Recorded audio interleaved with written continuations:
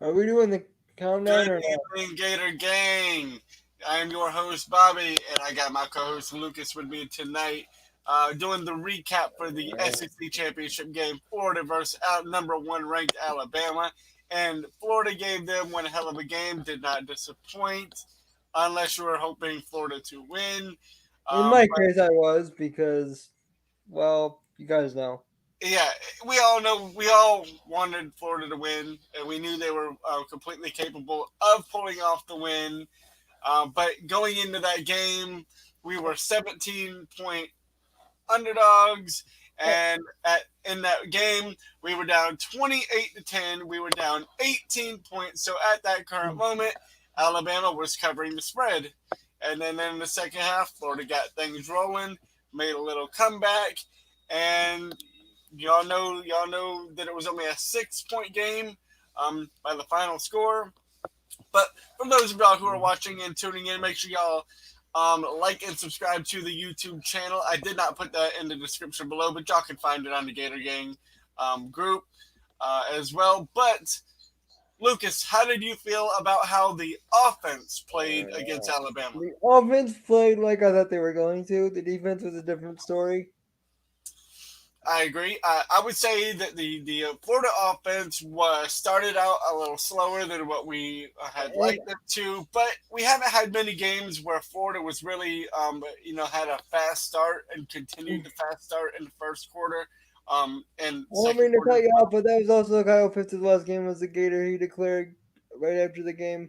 Yeah, that's another thing that we will get into in a little bit. But Florida comes into this game 17-point underdogs, as I had mentioned, and played their heart out.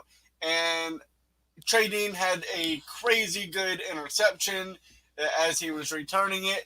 He got popped and fumbled the ball. And that's when we always say you got to keep your head on a swivel because you never know what's coming or where it's coming from.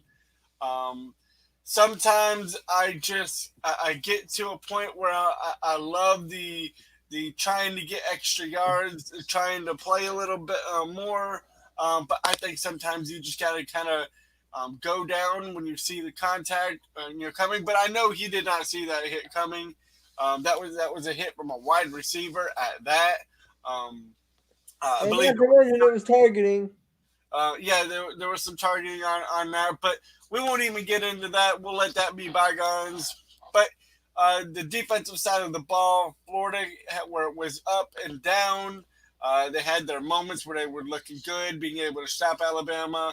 But we all knew coming into this game we were not going to stop Alabama. The only thing we could do was limit them to what they were doing with Mac Jones, Devontae Smith, Najee Harris. That's a three tandem right there. Alabama's they got good wide receivers. They got a good offensive line. They got a running game. They got a good quarterback. They have kind of everything on excuse me on offense to mold and hold that offense together. On the other side of the ball, on Florida side of offensive side of the ball, we have Kadarius Toney, who is an absolute stud. Has over 1,000 yards receiving of the year on the year, which is phenomenal compared to say that Kadarius Toney was an athlete, not an exact wide receiver. But the coaching staff and the wide receivers and Dan Mullen and all that have really transformed him from just really to where he can do anything. He can be a running back if you really want him to be. He could be what he is as an He athlete. reminds me. He reminds me a little bit of Percy, but a little not as fast. Yeah, I would agree. I think his route running is great. I think his ability to be able to stop on a dime and make a turn and get the speed going back again. The only thing about Kadarius Toney that I do not like, and I kind of hope he changes this as he gets into the NFL, If is the fact he when dances around way too damn much. he tries to he tries to play act like he's on Dancing with the Stars.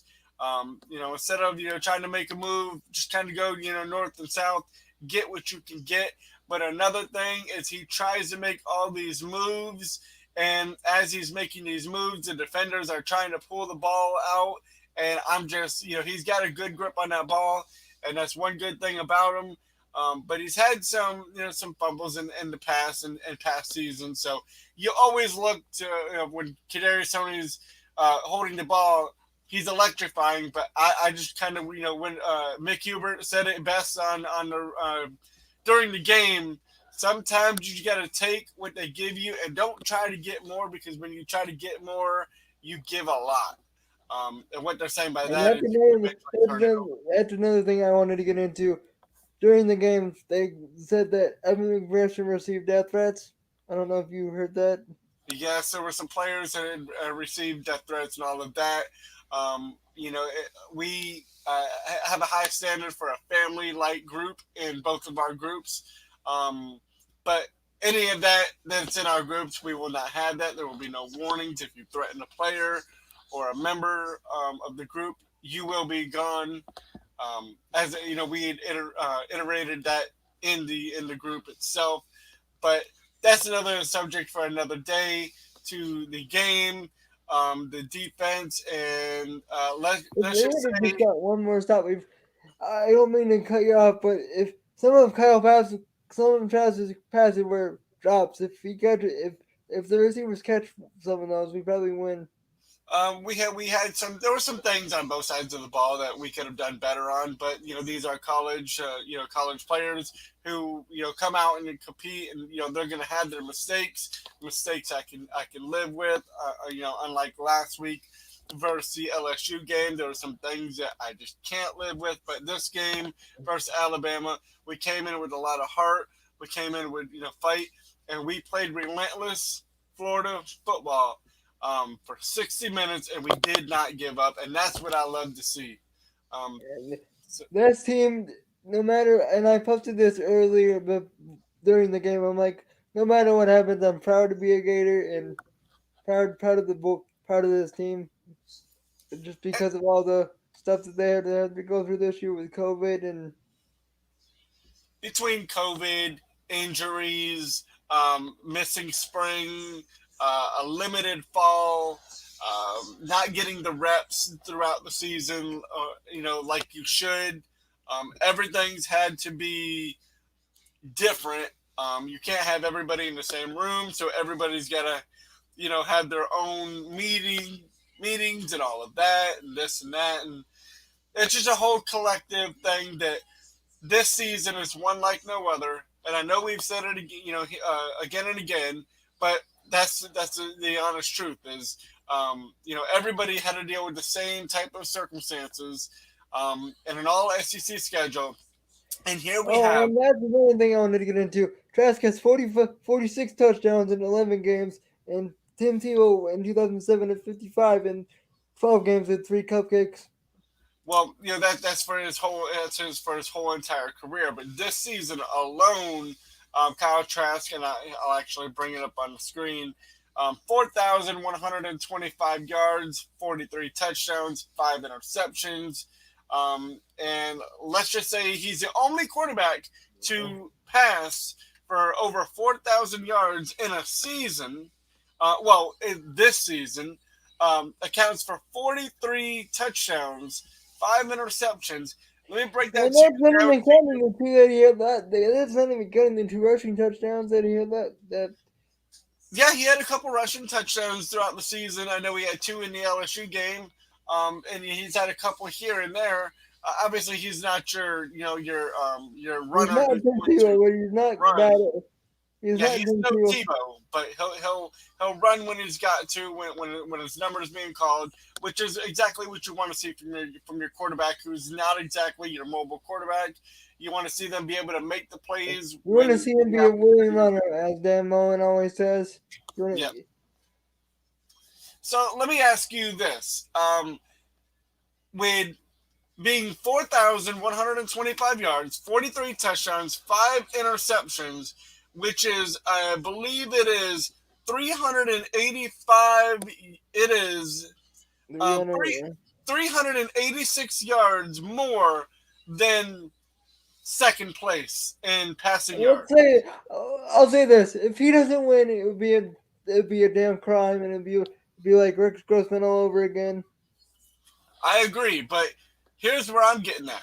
He's 43 touchdowns. It's 11 more than anyone else in the country.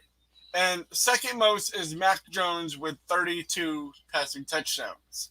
So it would take Mac Jones 3 or 4 games to get where Kyle is at right now in passing touchdowns. What's just the all SEC teams came out today, and Kyle Trask was 17, second team, and he had 43 touchdowns. Think about that for a second. Yeah, and 4,125 yards, which is 386 yards more than second place, which is about a game average, maybe a little higher for Mac Jones. So he would need to play one extra game to get the yards that Kyle Trask is at. He would need to get 3 more games to get the passing touchdowns that Kyle Trask is at. And here is why I say Kyle Trask should be the Heisman Trophy winner. He has been asked to do more than what Mac Jones at Alabama has I been mean, think asked to about do. this. He has Jones has Najee Harris, Smith, and then all those weapons, and then Kyle Trask doesn't even have a running game. I mean, he has a running game, but it's not like Alabama's. Exactly, and that's exactly what I was going to get into um, before you cut me off there. But Florida has no running game. Florida's passing game is, yeah, we got people here and there as a collective group. We're great. Kyle Pitts is a standout, tight end and the biggest threat on the field. Just like Devontae Smith is the biggest threat on the offensive side of the ball for Alabama.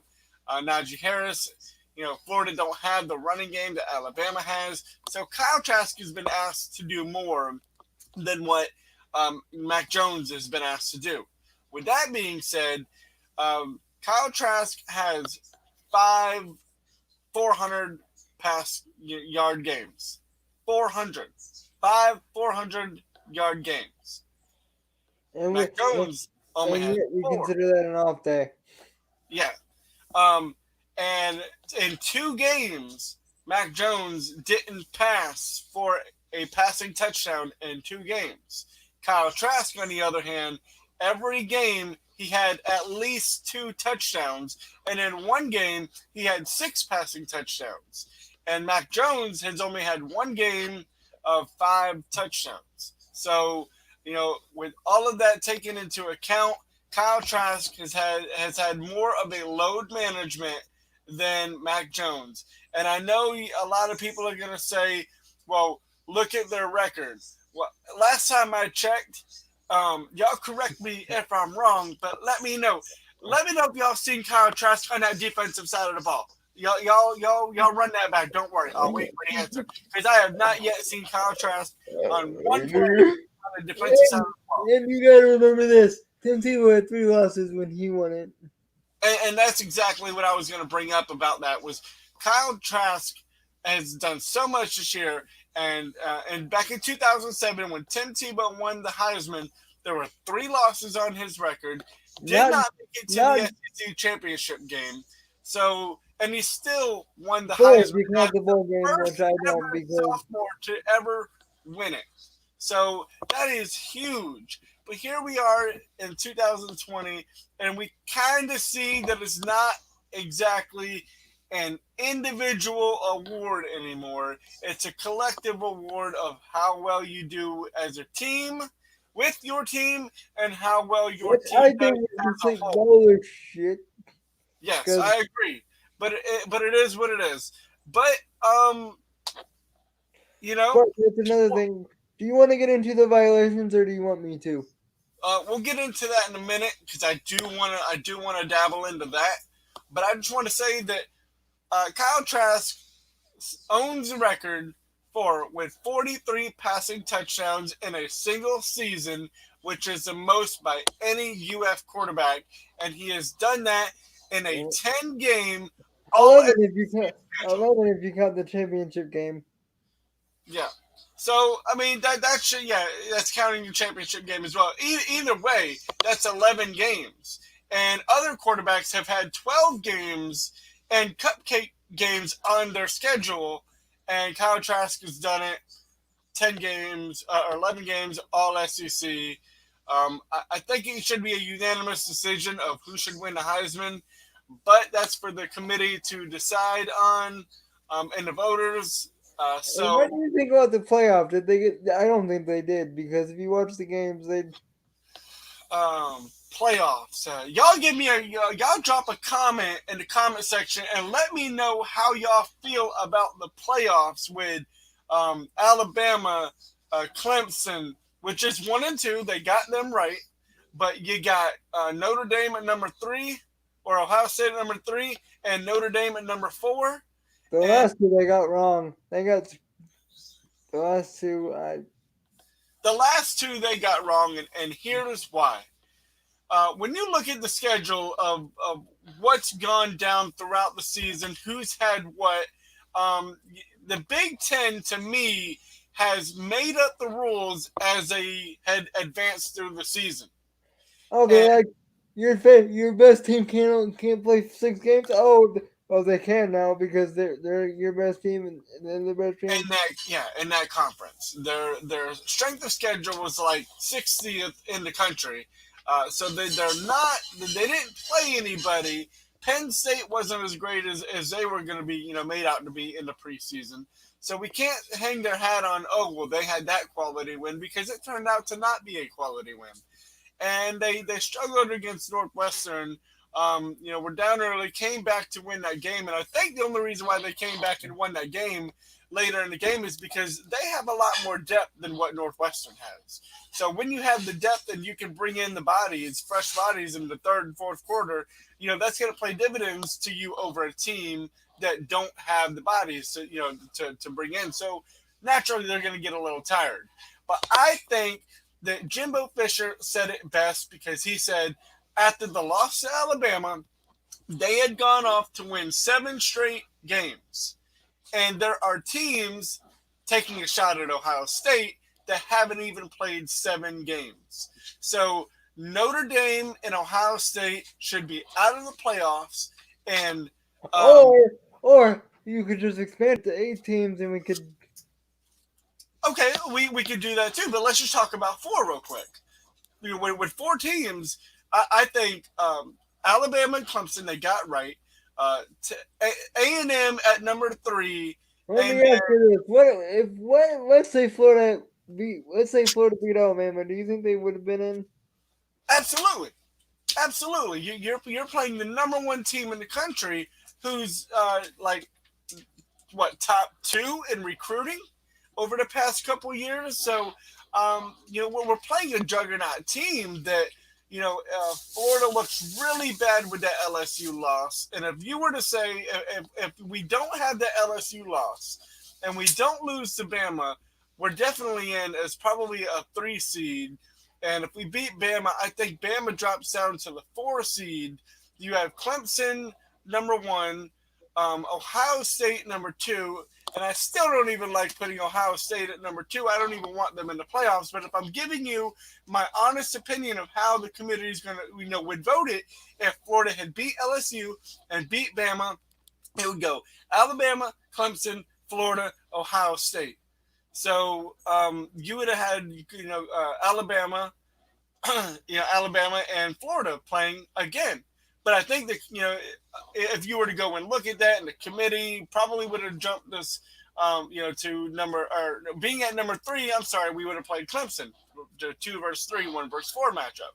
So yeah, we would have played Clemson. If we would have beat them, we would have had a chance to play Alabama for a national title, and that And would have been a game to remember for sure. I know, but I just wanted your thoughts on what if. But here's the: do you think Todd Grantham and his performance on defense I helped, just I just or posted about that in my group. I'm like, if he does get fired, I want Marquand Manuel back, and here's why. He knows the program and he can recruit the hell out of the state of. He knows the program and he can recruit the. He's an ace recruiter and he has connections at UF. so who do you want as DC? Marquand Manuel. Okay. Well, see, here's how I feel about the defensive coordinator position. You know Um, who that is, right? The guy, one of the cornerbacks who played for Spurrier. yeah, yeah. Here's how I see how this being. I don't think that um, you know Florida has the capability of being one of the best teams in the country. Florida just got to buckle down and find a run game and find a defense. And 2 years ago, You know, this team reminds me of the '07 team. Really good on offense, just not very not good. that stellar on defense. That's a great excuse me. It's a great comparison. For comparing defenses. But even our defense in '07 was better than what we have here in 2020. But let me just say this: Florida, and we'll talk about this bowl game real quick. Florida will play Oklahoma in the Cotton Bowl And Wednesday, December we know 30th the, at 8 p.m. we know what happened the last time we played them. And we know what happened the last time we played Oklahoma, and we gave it to them 24-14, and Major Major White with the Wright hit that had, everybody keeps bringing up. yeah, Major Wright had the hit of the game that set the tone and let Oklahoma know that we were there for business. It wasn't nothing personal, but we were coming for the championship. That's how that was then, and that's how it's going to go now. Kyle Pitts, however, will not play in the game. He will declare for the NFL draft. Kyle Trask will play in the game, and then after the game, he will make his decision on We whether he goes still to we the still don't NFL. know if he's gonna return or not. I tried to ask his dad because I'm friends with his dad. He didn't say anything. And I don't think you're going to get an answer out of him until after the bowl game because I feel that Kyle Trask is not going to want any attention surrounding him and his, staying with the program or leaving with the program. But I I do hold on. Let me have the floor here. I do say Kyle Trask has shown his loyalty, commitment, and blood, sweat, and tears these past 4 years with the University of Florida, and he has shined so big. And I and think it's time for him to play this last bowl game, declare for the NFL draft, and go make his millions let because me he's just say this: he almost got it. He said that he almost had his degree before he even started the game in Florida. That's how. yeah. I mean, he's done so great at pursuing his goals. At the University of Florida, he's done everything he's wanted to do, and he could come back and have an extra year of eligibility. But I think that if it wasn't for the tremendous great season that he's had, I think he would stay because that's just who he is. But I think he's going to leave and go to the NFL draft, and I I back hope the Bears draft him, but I don't 100%. see it. But our quarterback room with Anthony Richardson, Emory Jones, new signee Carlos Del Rio, we are looking really We good. and we got Jacoby Brown for not this year, but next year the recruiting class Oh after. yeah, yeah, we will have him as well. But that's for coming future. But this is talking about for your season of 2021. So we have a great quarterback room, and I know there's a lot of rumors circulating around Emory Jones's. Um, you I know, can tell you for a fact he's not leaving. so Lucas says he's not leaving. I'm gonna take that he's not leaving because he did Because get to play to his the dad ball game. literally told me he's not leaving. Yeah, so forget all the rumors that you've been hearing. Emory Jones is our dude, and actually he's the type of quarterback that Dan Mullen wants to run his system because not only can he throw, he can hurt you with the legs. So we have that. Um, but Chester Kimbrough entered the transfer portal. So I did not see that coming. yeah, I did not see that coming. I believe him and Jaden Hill were going to be the next step ups behind Marco Wilson. Um, Jason Marshall and Kai Elam are not going to be the guys for. Uh, exactly. So everybody's kind of got to step up and know their role and play well. But You know what we say in Florida? We don't rebuild, we reload. exactly. We reload, and we gotta get back to reloading for that DBU title because this year I feel that DBU is kind of slipping from our grasp. We need to get a tighter grip and have those players step up and be the defense that we know that they can be. But I do want to get into a thing because I've had some messages about it. And I know some of y'all probably seen it already because we did post it in the group.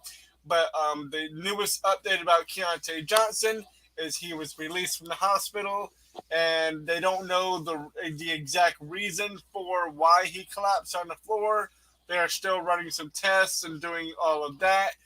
So that Which has is yet to which is come. the best news of the day so far, besides the Yeah, when you consider the recruiting violations that were handed down earlier. yes, and that was going to be my next transition of topics. But Keontae Johnson is out of the hospital and will be able to spend Christmas with his family and not in the hospital, which is a tremendous thing to for everybody involved in that situation. Because I'm pretty sure that they're not able to see him all as a group collectively in or in the hospital room. So I'm glad he's made the recovery to get out of the hospital. That's tremendous news. But keep praying for him and his family as they, or KJ, we're with you, buddy. If you're watching this, which I don't know if you are, but if you're watching this, we're with you, buddy. yes, absolutely. Uh, on to this. Today it came out about recruiting violations, and they are some minor violations. Dan Mullen and text messages to players. It was talking to having an in what is it was an in visit without being in their junior year, and a $5,000 fine, and some other things that were mentioned, but I can't remember off the top of my head. But And um, and I saw something that said he was fired. He was not fired because of this. They just need to walk a finer line going forward when it comes to. exactly, these are minor violations, and but what Florida cannot have is a continuation of violations because they are on probation, and any little thing. That You you know, get this rid of reminds. I while don't mean on to cut you off, probation but this can reminds me lead of to when. a huge impact. I don't mean to cut you off, Bobby, but this reminds me of when Steve Spurrier first came here and we had the violations in 1990, and we know how that worked out. Yep. Florida rebounded and made a hell of a year.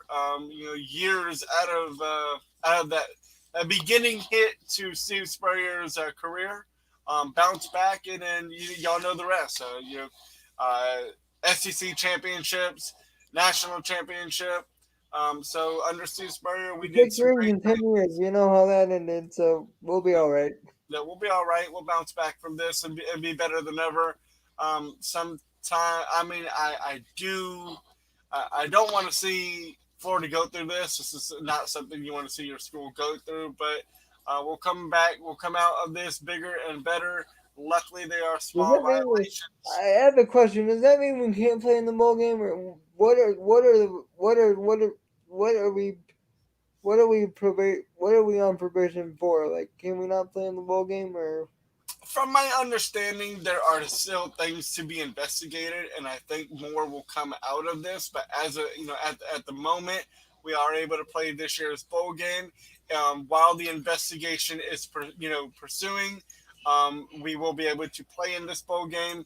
But coming to the end results of this investigation, which will obviously be after this season concludes, before we get a full answer of the details behind it. But it I could I just possibly. hope it's not another Penn State type thing, which I don't think it's going to be. But I don't think it'll be bad, but it may be to where we don't get to play our 2021 bowl. But don't quote me on that. I'm not sure. It's still under investigation, so we'll see what kind of transpires from these allegations.